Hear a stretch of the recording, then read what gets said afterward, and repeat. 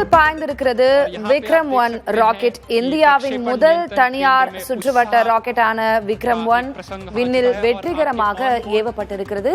பூமியிலிருந்து 450 கிலோமீட்டர் உயரத்தில் இது நிலைநிறுத்தப்படும் என்று சொல்லப்பட்டிருக்கிறது. ஒவ்வொரு படிநிலைகளாக கடந்து அது புவியீர்ப்பு விசையை கடந்து விண்வெளியை எட்டி இருக்கிறது. அது தொடர்பான காட்சிகளையும் நாம் பார்த்து வருகிறோம். கூடுதல் விவரங்களை வழங்குவதற்காக செய்தியாளர் பாலவெற்றிவேல் இணைந்திருக்கிறார். பாலவெற்றிவேல், இது முதல் முறையாக ஒரு வரலாறு திரும்பி இருப்பது போல 46 வருடங்களுக்கு பிறகு முழுக்க தனியார் நிறுவனம் தயாரித்த ஒரு விண்வெளி ராக்கெட் ஏவப்பட்டிருக்கு விண்வெளியில. இதனுடைய சிறப்பம்சங்கள் என்ன, எதற்கெல்லாம் இது பயன் தரும்? திலகவதி, இந்தியாவின் முதல் ஆர்பிட்டல் ராக்கெட்டான விக்ரம்-1 தற்போது ஆந்திர மாநிலம் ஸ்ரீஹரிகோட்டாவில் இருந்து சரியாக 12:05 ஏவப்பட்டதிலிருந்து 12 நிமிடங்கள் ஆகிறது. தற்போது வரை மிகவும் வெற்றிகரமாக திட்டமிட்டபடி பயணித்துக் கொண்டிருப்பதாக ஸ்கைரூட்ஸ் குழுவினர் மற்றும் இஸ்ரோ தரப்பில் தெரிவிக்கப்படுகிறது. சற்று தாமதமானது 11:30 ஏவ வேண்டிய இந்த ராக்கெட்ல நேவிகேஷன்ல ஏற்பட்ட சில இலக்கு மாற்றம் காரணமாக, சிஸ்டமேட்டிக் ப்ராப்ளம் காரணமாக ஒரு அரை மணி நேரம் ஒத்திவைக்கப்பட்ட நிலையில தற்போது இந்த ராக்கெட்டினுடைய திசை வேகம் மற்றும் அதனுடைய இலக்கை நோக்கி பயணித்துக் கொண்டிருப்பதாக தெரிவிக்கப்படுகிறது. நம்ம அந்த காட்சிகள்ல பார்க்கிறோம். ராக்கெட் தற்போது பூமியினுடைய வளிமண்டலத்திற்கு மேலே 300 கிலோமீட்டருக்கு அப்பால் பறந்து கொண்டிருக்கிறது. கீழே இருந்து அந்த ஸ்ரீஹரிகோட்டாவில் இருக்கக்கூடிய இந்த ஸ்கைரூட் குழுவினர் அவங்க எல்லாருமே இளைஞர்களாக காணப்படுகிறார். அவங்க எல்லாருமே உற்சாகம் ததும்ப அந்த ராக்கெட்டினுடைய ஒவ்வொரு படிநிலையையும் சரியாக பார்த்து வருகிறார்கள். ஒவ்வொரு படிநிலையிலையும் ராக்கெட் ஒவ்வொரு கட்டமாக மேலே செல்ல அவர்கள் உற்சாகம் ததும்ப கைத்தட்டி அவர்கள் ஆரவாரத்தோடு இருக்கக்கூடிய அந்த காட்சிகளையும் பார்க்கிறோம். இந்தியாவில் முதல் தனியார் ராக்கெட் விக்ரம்-1 தற்போது வெற்றிகரமாக விண்ணில் ஏவப்பட்டிருப்பதாக தெரிகிறது. இன்னும் சரியாக 3 நிமிடங்கள்ல தனது இலக்கான 450 கிலோமீட்டர் அந்த லோ எர்த் ஆர்பிட்டை நோக்கி அது செல்லும் என எதிர்பார்க்கப்படுகிறது. இந்த ராக்கெட்டினுடைய முனை பகுதிகளில் 5 பேலோடுகள் வைக்கப்பட்டிருக்கிறது, சென்சார்கள் வைக்கப்பட்டிருக்கிறது. அது மிகப்பெரிய சேட்டலைட் என்ன கூறாவிட்டாலும் அது ஒரு முக்கியத்துவம் வாய்ந்த ஒரு இலக்கை ஏற்றி செல்வதாகவே நாம கருதலாம். அதுபோக இந்த ராக்கெட்டினுடைய இன்னொரு சிறப்பம்சம் என்னவென்றால், இஸ்ரோவினுடைய வரலாற்றில் முதல் முறையாக ஒரு கலை பொருட்கள், அதாவது ஒரு சிறிய தங்கத்தினாலான சிற்பங்கள், நுண்ணிய சிற்பங்களையும் அது ஏற்றி செல்கிறது. நரேந்திர மோடியினுடைய, பிரதமர் மோடியினுடைய கையெழுத்து அடங்கிய ஒரு அட்டையும் மேலே சென்று கொண்டிருக்கிற அந்த காட்சிகளை நம்ம பார்க்கிறோம். 450 கிலோமீட்டர் அந்த ஆர்பிட்டை நோக்கி தற்போது ராக்கெட் சென்று கொண்டிருக்கிறது. விக்ரம்-1 ராக்கெட்டினுடைய மிக சிறப்பான ஒரு அம்சம் என்னவென்றால், இது இலகு ரக கார்பன் காம்போசைட் பொருளால் உருவாக்கப்பட்டிருக்கிறது. இந்த கார்பன் காம்போசைட் என்பது மிகவும் எடை குறைவான விண்வெளிக்காக பயன்படுத்தக்கூடியது. இது முதல்ல டாக்டர் அப்துல் கலாம் DRDOல பயன்படுத்தினார். அந்த ஒரு தொழில்நுட்பத்தை இவங்க முழுமையா பயன்படுத்தி இருக்காங்க. முழுக்க ஹைதராபாத்தை சேர்ந்த இளைஞர்கள், இதுல தமிழகத்தை சேர்ந்த இளைஞர்களும் கணிசமான அளவில் இருக்கிறார்கள். தனியார் துறையை தனியாரை விண்வெளி துறையில ஊக்குவிக்கும் வகையில இந்த திட்டம் இருக்கும் என தெரிவிக்கப்படுகிறது. இன்னும் ஒரு 2 நிமிஷத்துல இலக்கை இந்த ராக்கெட் அடையும் பட்சத்துல இஸ்ரோவினுடைய வரலாற்று சாதனை என்று இதை நம்ம கருதலாம். இந்திய விண்வெளி வரலாற்றுல முதல் முறையாக ஒரு தனியார் ராக்கெட் ஆர்பிட்டை நோக்கி ஒரு இலக்கை அடைஞ்சிருக்கு அப்படிங்கிற ஒரு பெருமிதத்தையும் இந்தியர்கள் அனைவரும் ஏற்றுக்கொள்ள முடியும். குறிப்பாக நமக்கு எலான் மஸ்க் தெரியும்.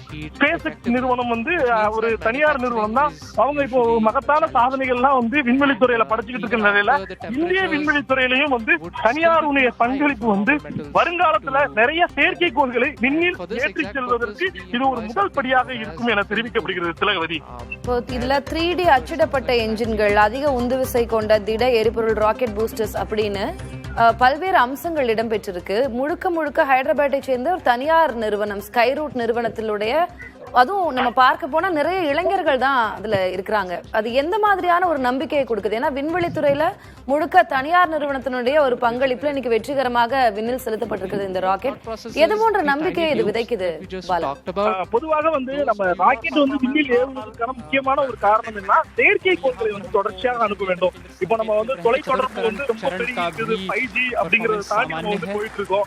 மேலும் நாட்டினுடைய பாதுகாப்பை மேம்படுத்துறது ஒவ்வொரு வருடத்திலேயே வந்து பாத்தீங்கன்னா குறைந்தபட்சம் 100 செயற்கைக்கோள்களுக்கு மேல அனுப்பணும். நம்ம இஸ்ரோ கிட்ட இருக்கிறது வந்து பாத்தீங்கன்னா லான்ச் பேட் வந்து ஸ்ரீஹரிகோட்டால உள்ள லான்ச் பேட் மட்டும் தான் செயல்ல இருக்குது. குலசேகரப்பட்டினத்துல வந்து இனிமேதான் வந்து அது நடைமுறைக்கு வரப்போகுது. இப்படி ஒரு சூழல்ல வந்து அரசாங்கம் மட்டுமல்லாது தனியார் துறையும் சேர்த்து இந்த மாதிரியான விண்வெளி துறையில வந்து ராக்கெட் தொழில்நுட்பத்துல பங்களிப்பு ஆற்றும் போது இந்தியா வந்து வருங்காலத்துல வந்து தொலைத்தொடர்பு சேவைகளை வந்து முன்னின்று நடத்துவதற்கும் தொடர்ச்சியாக செயற்கைக்கோள்களை வந்து மேலே அனுப்புறதுக்கும் இந்த மாதிரியான ராக்கெட் தொழில்நுட்பம் அவசியம். நீங்க கேட்ட கேள்வியில ஒரு முக்கியமான ஒரு விஷயம் இருக்குது. இதுல வந்து 3D பிரிண்டர் ராக்கெட், அதாவது இந்த ராக்கெட்டை பொறுத்த வரையும் முழுமையாக வந்து கம்ப்யூட்டர்னால 3D பிரிண்டிங் பண்ணப்பட்டு இந்த ராக்கெட்டினுடைய என்ஜின் வந்து வடிவமைக்கப்பட்டிருக்கிறது. முன்னாடி இருக்கக்கூடிய அந்த திரவ என்ஜின், கீழே இருக்கக்கூடிய அந்த திட எரிபொருள் 3 என்ஜின்கள் ஆகட்டும், முழுக்க முழுக்க வந்து பாத்தீங்கன்னா 2 வருட காலத்திற்குள் வந்து ஒரு 800க்கும் மேற்பட்ட இளைஞர்களுடைய கடுமையான உழைப்பின் பிரகாரம் வந்து உருவாக்கப்பட்டிருக்கிறது. எனவே வந்து பாத்தீங்கன்னா தொழில்நுட்ப ரீதியாக இந்தியா வந்து முன்னேறிக்கிட்டு இருக்கு. மேலும் இந்த ஸ்டார்ட் அப் கம்பெனி, அதாவது 8 வருஷத்துக்கு முன்னாடி ஹைதராபாத்ல ரெஜிஸ்டர் பண்ண ஒரு ஸ்டார்ட் அப் கம்பெனி வந்து இப்போ விண்ணியை நோக்கி ஒரு 450 கிலோமீட்டர் தாண்டி ஒரு ராக்கெட்டை ஏவ முடியக்கூடிய அளவிற்கு ஒரு முக்கியமான ஒரு சிறப்பிடத்தை வந்து பெற்றிருக்கு. இது வந்து இந்தியால வந்து நிறைய தனியார் நிறுவனங்கள், குறிப்பாக வந்து ஸ்டார்ட் அப் கம்பெனி வந்து விண்வெளி துறையில வந்து முதலீடு செய்வதற்கு ஒரு மிகப்பெரிய ஊக்கத்தை கொடுக்கும் என்றே எதிர்பார்க்கப்படுகிறது. திலகவதி, பல்வேறு படிநிலைகளை கடந்து இப்ப விண்வெளியில இந்த சேட்டலைட் இருக்கக்கூடிய காட்சிகளையே நம்ம பார்க்கிறோம். அந்த வெஹிக்கிள் இருந்தே அதுக்கான காட்சிகள் வந்து கொண்டிருக்கிறது. மிகுந்த உற்சாகத்தோடு ஸ்கைரூட் நிறுவனத்தில் அதனை பார்த்து கொண்டிருக்கிறார்கள். இப்ப இது என்ன படிநிலை? 450 கிலோமீட்டரை தொட இருக்கிறதா? தற்போது என்ன ஸ்டேட்டஸ் பாலா? கிட்டத்தட்ட வந்து 300 கிலோமீட்டரை வந்து கடந்து விட்டதாகவே வந்து விஞ்ஞானிகள் வந்து தெரிவிக்கிறாங்க. அந்த கமெண்ட்ரி சென்டர்ல இருந்து அவங்க கொடுக்கக்கூடிய ஒவ்வொரு சமிக்கைகளையும் ஒவ்வொரு சிக்னல்ஸையும் நம்ம வந்து தெளிவா பார்க்கிறோம். முன்னாடி இருக்கக்கூடிய அந்த சிமுலேஷன்ல வந்து ராக்கெட் வந்து ஒவ்வொரு ஸ்டேஜையும் தாண்டி போறக்கூடிய அந்த காட்சிகளையும் நம்ம பார்க்கிறோம். இதுவரையும் வந்து ஒரு 300-350 கிலோமீட்டரை கடந்து, அதாவது பூமியினுடைய ஈர்ப்பு விசையை கடந்து பூமியினுடைய வளிமண்டலத்தையும் கடந்து தற்போது மேல் நோக்கி சென்று கொண்டிருப்பதாக தான் தெரிகிறது. அதற்கு வந்து 450 கிலோமீட்டர் சுற்றுவட்ட பாதை வந்து நிர்ணயிச்சிருக்காங்க. சென்னையில இருந்து மதுரைக்கு வந்து கிட்டத்தட்ட ஒரு 400 கிலோமீட்டர். அது நம்ம போறதுக்கு ஒரு 8 மணி நேரம். பாலா, தற்போது விண்ணில் விக்ரம் 1 ஏவப்பட்டிருக்கிறது. வெற்றியில் திளைத்துக் கொண்டிருக்கிறார்கள். அந்த காட்சிகளை நம்ம தொடர்ந்து. Thank you for joining us today. Thank you for being with us on this historic journey today. With Raman 2 and Vikram 1 now safely in orbit, we are not just reaching space, we are opening space for all. आज की इस ऐतिहासिक उड़ान में हमारे साथ जुड़ने के लिए आपका हार्दिक धन्यवाद। विक्रम 1 ने सफलतापूर्वक सारे उपग्रहों को कक्षा में पहुंचा दिया है और भारत के अंतरिक्ष सफर में एक नया उज्जवल अध्याय खोल दिया है। धन्यवाद। जय हिंद, जय Bharat. Good afternoon.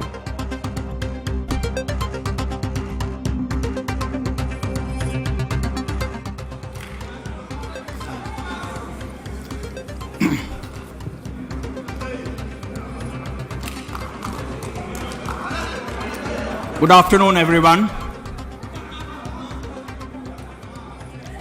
We'll let them celebrate.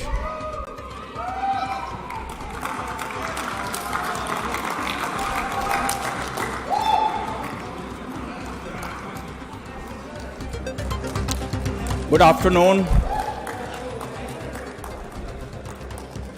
I am privileged to formally announce that the first ever Indian private sector launch has been successfully completed.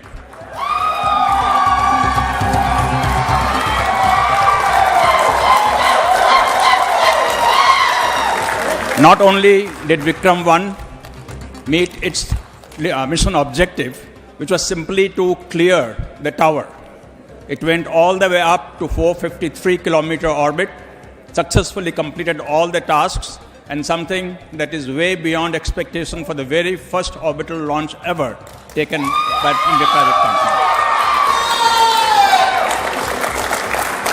There is not much more that I want to say on this occasion. I would like to invite Pawan and Bharat to talk about their journey and how they feel today, this momentous milestone that Indian private sector space initiatives have had. And I would like to thank everyone involved in this, of course the Skyroot team.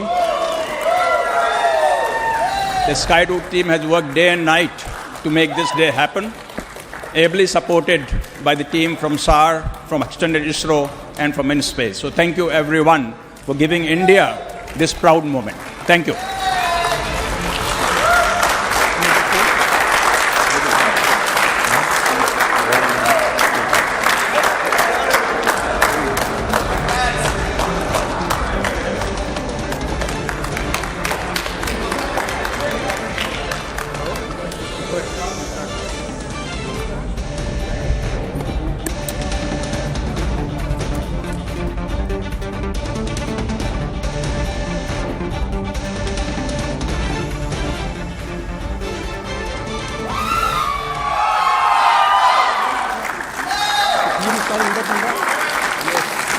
That is arrangement?